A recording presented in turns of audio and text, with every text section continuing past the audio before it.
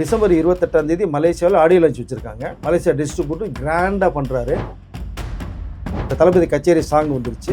அடுத்து ஒரு சிங்கிள் வரப்போகுது உங்களுக்கு. பட் ரெடி ஆயிடுச்சு. அடுத்து ஒரு டீசரோ ட்ரெய்லரோ ரெடி பண்ணிட்டாங்க. இந்த டிசம்பர் எண்டுக்குள்ளே எல்லாமே வருது.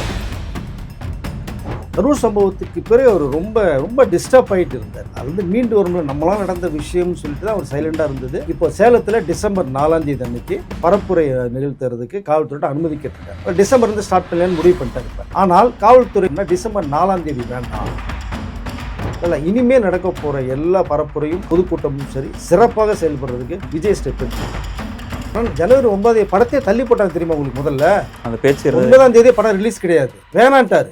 ஒன்று பிப்ரவரி இல்லைன்னா ஏப்ரல் 14 வைக்கிட்டார். சொல்லப்போனால் ஜனவரி 9 ஏப்ரல் 14 தான் படம் பிரமாதமாக இருக்குங்க. தீயா இருக்கும் படம்.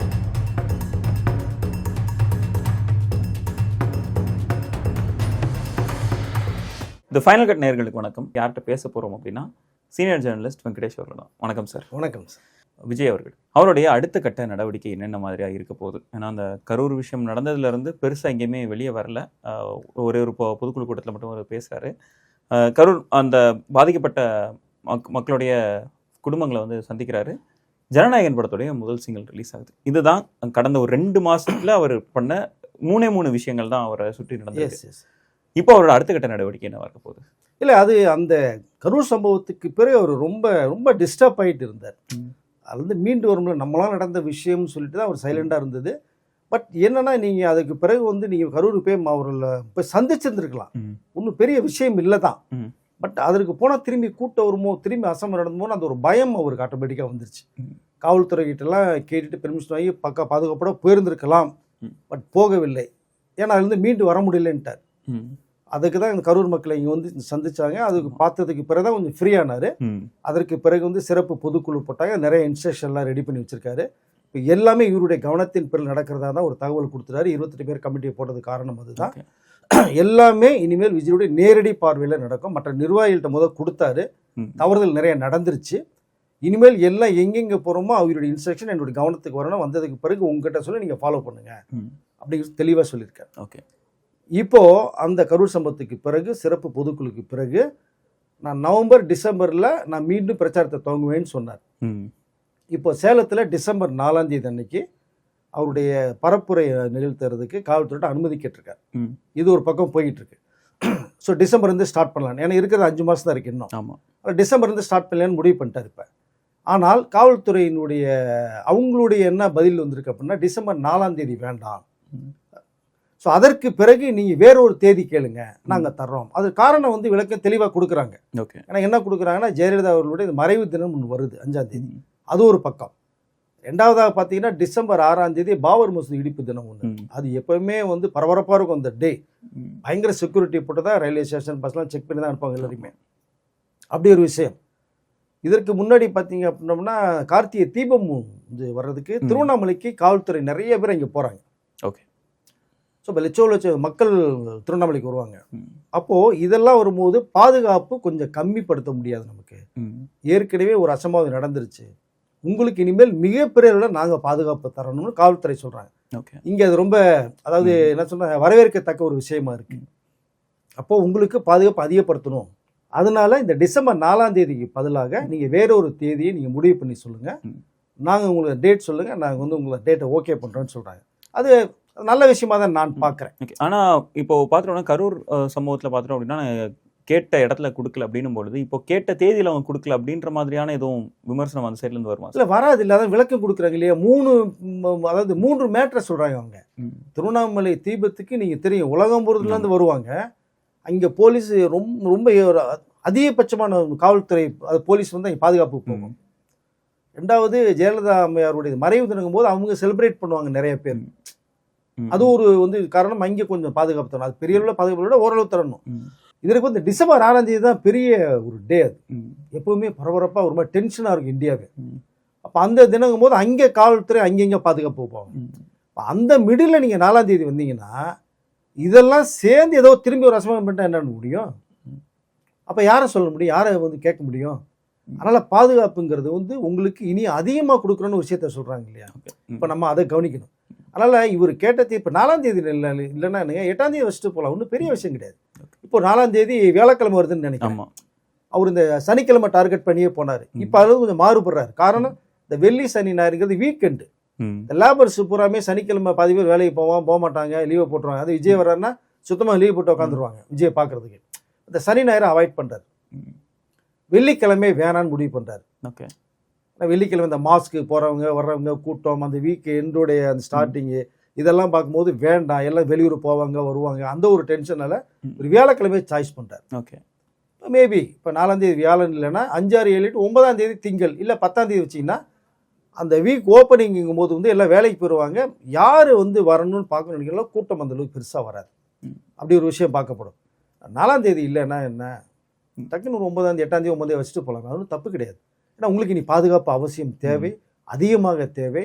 தொண்டர்களும் ரசிகர்களுமே உங்களுக்கு பாதுகாப்பு தரணும்.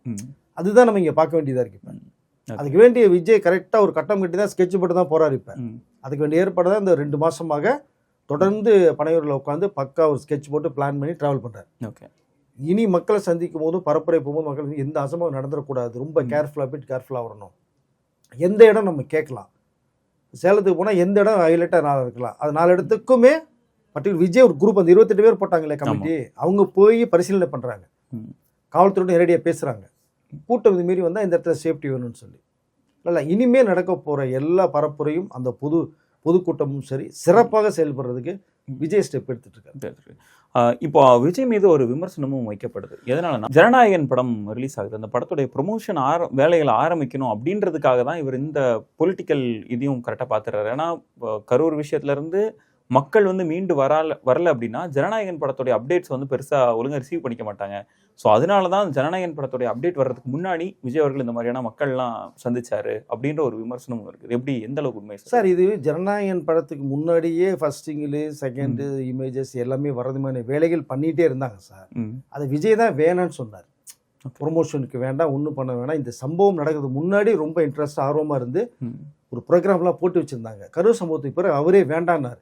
இதுக்குள்ள நான் வரவே முடியாது, கரூர் மக்களை சந்திச்சுட்டு அவங்களுடைய பிரச்சனைகளை நான் முடிச்சதுக்கு பிறகு அது மீண்டும் வந்தால் தான் இதை பண்ண முடியும் தான். நீங்கள் ஜனவரி 9 படத்தையே தள்ளி போட்டாங்க தெரியுமா உங்களுக்கு? முதல்ல அந்த பேச்சு 9ஆம் தேதி படம் ரிலீஸ் கிடையாது, வேணான்ட்டார். 1 பிப்ரவரி இல்லைன்னா ஏப்ரல் 14 வைங்கன்ட்டார். மே எலெக்ஷன் இன்னும் சூடாக இருக்கும். சொல்லப்போனால் ஜனவரி 9 ஏப்ரல் 14 இருந்தால் படம் பிரமாதமாக இருக்குங்க. அவ்வளோ இதாக இருக்கும், தீயாக இருக்கும் படம். ஒரு மாதத்தில் எலெக்ஷன் உங்களுக்கு பரபரப்பாக இருக்கும். பட் விஜய் அது வேணான்னு சொன்னார். படத்தையே தள்ளி வைங்க, இப்போதைக்கு ஜனநாயகம் பற்றி பேசாதீங்கன்ட்டார். கரூர் மக்களை சந்திச்சதுக்கு பிறகுதான் ஒரு தெளிவாகிறார்.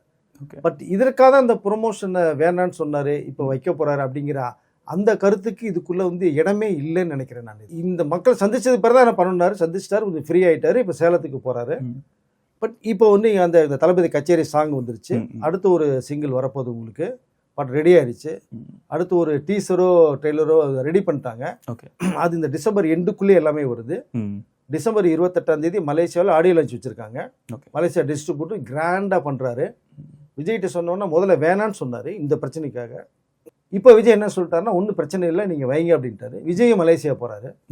ஏன்னா அது ஒரு பக்கம் இருக்கும் இல்லைங்க, கிட்டத்தட்ட ஒரு ஒரு 300 கோடி ரூபாய்க்கு மேலே செலவு பண்ண ஒரு படம்ங்க இவரை நம்பி. இப்போ அதற்குள்ளே விஷயத்தை விஜய் பார்க்கணும் இல்லையா? பட் அரசியல் வேற, சினிமா வேற. இதுதான் அவருடைய கடைசி படம்னு பேசப்பட்டு இருக்கு. அவர் சொல்லல, பேசப்பட்டு இருக்கு. அப்போ இதை கிளியரன்ஸ் பண்ணி வந்து கொடுத்தா தானே அந்த பேனர் தப்பிக்க முடியும். எதனால சார் மலேசியாவுக்கு அவர் ஆடியோ லான்ச் போறாரு? எதனால? ஏன்னா அவரோட கடைசி படம் அப்படின்னும் போது அவரோட கடைசி ஆடியோ லான்ச் நம்ம சென்னையில் நடந்தால் நல்லா இருக்கும், இல்லை மதுரையில் நடந்தால் நல்லா இருக்கும் அப்படின்னு சொல்லிட்டு தமிழ்நாட்டு ரசிகர்கள் இருக்கும்பொழுது இதனால மலேசியாவுக்கு போகிறதுக்கான காரணம் என்ன சார்? இல்லை, அந்த மலேசியா டிஸ்ட்ரிபியூட்டர் லைக் பண்ணுறாங்க, ரொம்ப ஆசையாக வந்து பல இதாக கேட்டுகிட்டே இருந்தாங்க. பட் அது போகிறதுக்கான வாய்ப்புகளே எதுவுமே இல்லாமல் இருக்கு. தொடர்ந்து பல படங்கள் கேட்டு. ஆமாம், அதனால் அவர் வந்து போய் பண்ண முடியாத சூழ்நிலை. ஏன்னா இங்கே தான் பண்ணணும்னு சொல்லி தான் நேரு இண்டோர் ஸ்டேடியத்தில் தான் அவர் பண்ணிட்டு இருந்தார்.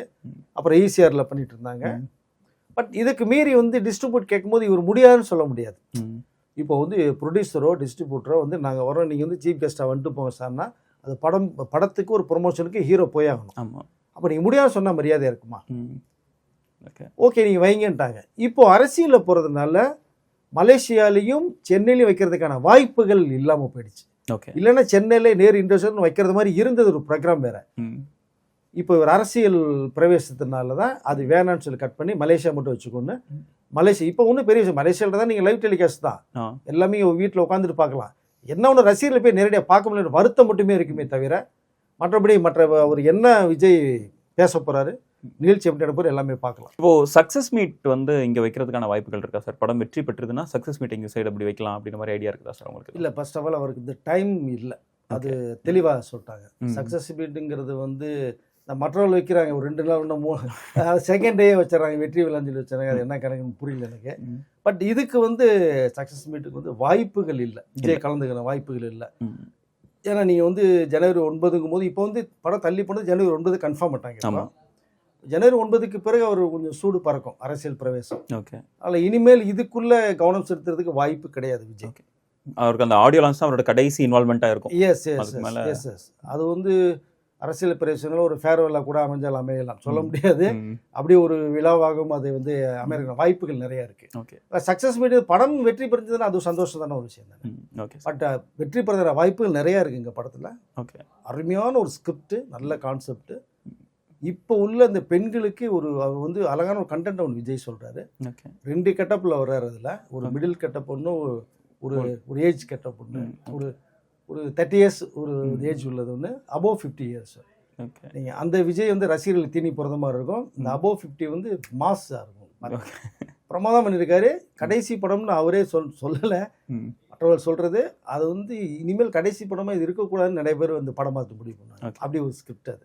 அப்போ அதை தாண்டியும் நீங்கள் சொல்கிறத பார்க்கையில் அதை தாண்டியும் அவர் நடிக்கிறதுக்கான வாய்ப்புகள் இருக்குன்ற மாதிரி நம்ம எடுத்துக்கலாமா சார்? இல்லை, அங்கே தான் என்னென்னா இப்போ அவருடைய பயணம் வந்து அரசியலில் எதை நோக்கி இருக்குன்னு எல்லாருக்கும் தெரியும், சொல்ல வேண்டியதில்லை. அதில் ஒரு வேளை அவருடைய கனவு நிஜமாயிருச்சுன்னா படத்துக்கு வர்றதுக்கு வாய்ப்புகள் கண்டிப்பாக இல்லை, சொல்ல போனால் கிடையாது. எம்ஜிஆர் அவர்கள் எப்படி 72 கட்சி ஆரம்பிச்சு 77 எம்ஜிஆர் ஆனதுக்கப்புறம் படம் பண்ணல. பட் 72 கட்சி ஆரம்பிச்சுட்டு பிரச்சாரத்துக்கு போனால் கூட அதற்கு பிறகு பார்த்தீங்கன்னா 76 வரைக்குமே இந்த படங்கள் பண்ணிட்டு இருந்தார். அரசியலும் இருப்பார், படமும் பண்ணிட்டு இருந்தார். 72 கட்சி ஆரம்பிச்சு 77 தான் சிஎம் ஆனார்.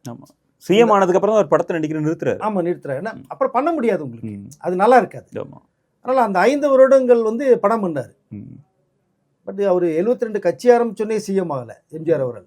பயங்கர மாசில் இருந்த பீரியட் அவர் மக்கள் திலகம். பட் 77 தான் சிஎம் ஆகிறார். ஒருவேளை விஜய் அவர்களுடைய கனவு கொஞ்சம் தள்ளி போனால், 2031 போனால் 5 வருட கேப் இருக்குது, கண்டிப்பாக படம் பண்ணுவார். அந்த இடைப்பட்ட காலத்தில் ஒரு 2-3 படங்கள் அரசியலும் இருப்பார். எம்ஜிஆர் எப்படி அரசியலும் சினிமாவில் இருந்தாரோ அரசியலும் சினிமாவிலும் இருப்பார். 26 அவருடைய கனவு அது நிஜமாயிருச்சுன்னா படங்கள் கிடையாது. ஓகே சார், ரொம்ப நன்றி சார். உங்களுடைய நேரத்துக்கும் உங்களுடைய கருத்துக்களுக்கும் ரொம்ப நன்றி. தேங்க்யூ. நன்றி சார்.